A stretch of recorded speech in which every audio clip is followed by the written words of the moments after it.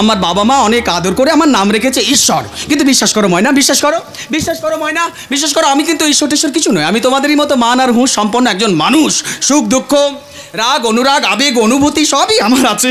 পরান কাকার বাচ্চা ছেলেটা যখন খেলতে খেলতে কুয়োতে পড়ে গিয়েছিল, তখন কেউ কুয়োতে ঝাঁপ দেয়নি, দিয়েছিলে তুমি। কুয়ো থেকে তুলে এনেছিল ওই বাচ্চাটাকে। তাই তুমি মানুষ হলেও আমাদের কাছে কিন্তু ঈশ্বর। আরে বাবা, এটা তো আমার কর্তব্য। অসহায় মানুষের পাশে দাঁড়ানোটা আরেকজন মানুষের কর্তব্য হওয়া উচিত। কিন্তু আজকালকার দিনে কজন মানুষের মধ্যে এই কর্তব্যবোধটা আছে বলো তো? এটা তুমি একদম ঠিক কথা বলেছো ময়না, একদম ঠিক কথা বলেছো। দেখো ময়না, যত দিন যাচ্ছে না আমাদের এই সমাজের মানুষগুলো কেমন যেন স্বার্থপর হয়ে যাচ্ছে। দয়া নেই, মায়া নেই ভালোবাসা, দায়বদ্ধতা। সম্পত্তির জন্য ভাই ভাইয়ের বুকে বসিয়ে দিচ্ছে ছুরি।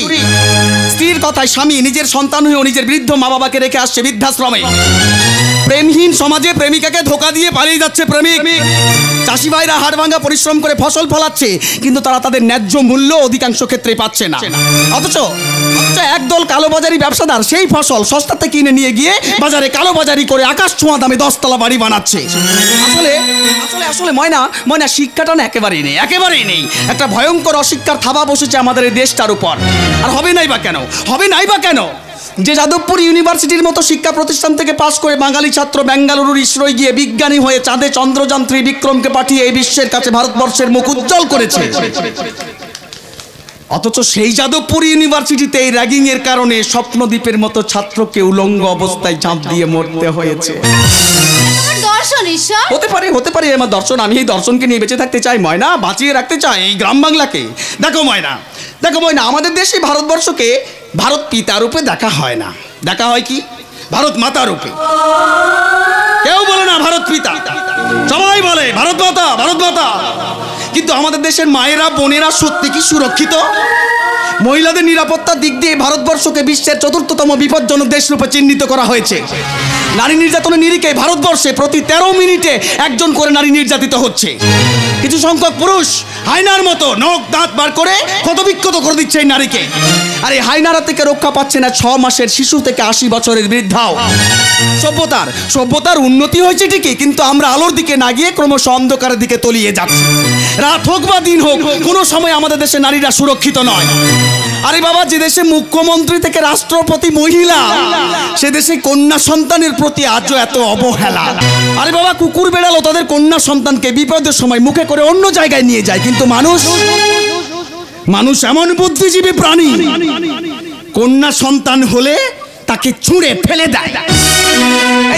এই যে কিছুক্ষণ আগে কয়েকজন ছেলে তোমার সম্মানহানি করার চেষ্টা করছিল, কিন্তু তুমি তোমার নিজের সম্মান নিজে রক্ষা করতে পারোনি। তার জন্য একজন পুরুষ মানুষের প্রয়োজন হয়েছে। তার কারণ তুমি একজন মেয়ে। এটাই তোমার সবথেকে বড় অপরাধ। তুমি একজন মেয়ে। তার কারণ একজন পুরুষ মানুষ অবিবাহিত হয়ে সারা জীবন সুখে দিন কাটাতে পারে, কিন্তু একটা মেয়ে সেটা পারে না। বড় অদ্ভুত এই সমাজ। এই সমাজ ছায়া চায়, কিন্তু কেউ গাছে লাগাতে চায় না। সব বাবা মা নিজের মেয়ের সুখ চায়, কিন্তু বৌমার সুখ কেউ চায় না। সবাই সুন্দরী বৌমা চায়, টাকা চায়, গাড়ি চায়, গয়না চায়, কিন্তু মেয়ের জন্ম হোক এটা কেউ চায় না।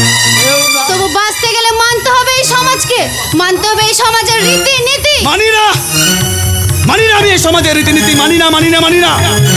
যে সমাজ জ্যান্ত সাপকে পিটিয়ে মেরে পাথরের সাপকে করে পুজো, যে সমাজ জ্যান্ত ইঁদুরকে মেরে পাথরের ইঁদুরকে করে সম্মান, যে সমাজ জ্যান্ত হনুমানকে লাঠি দিয়ে তাড়িয়ে পাথরের হনুমানের কাছে ফল প্রসাদ দিয়ে যায়, যে সমাজ জ্যান্ত মা বাবাকে খেতে দেয় না, অথচ মৃত মা বাবার ছবিতে মালা দিয়ে লোককে খাওয়ায়। আমি মানি না এই সমাজের রীতিনীতি, মানি না। তবু আমি বেঁচে থাকতে এই বন পলাশের প্রতি কোনো নারীর অসম্মান আমি হতে দেব না।